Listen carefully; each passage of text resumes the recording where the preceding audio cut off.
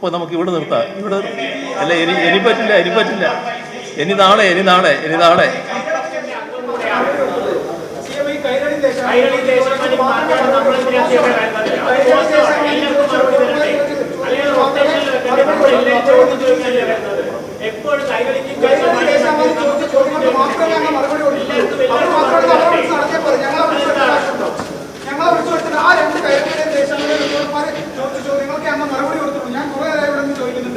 മോശമാണ്. ആളുകളെ വിളിച്ചു വെച്ചിട്ട് ചോദ്യം ചോദിക്കാൻ പറ്റില്ല എന്ന് പറയും. ഇന്നലെ ജോൺ ബ്രിട്ടാസ് പറഞ്ഞത് അങ്ങാണ് ഏറ്റവും കൂടുതൽ വാർത്താ സമ്മേളനം നടത്തിയെന്നാണ്.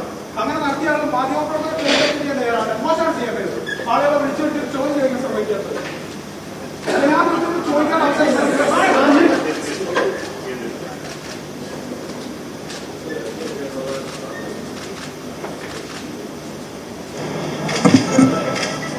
ചോദ്യം മനസ്സിലുണ്ടായാൽ പോരാ,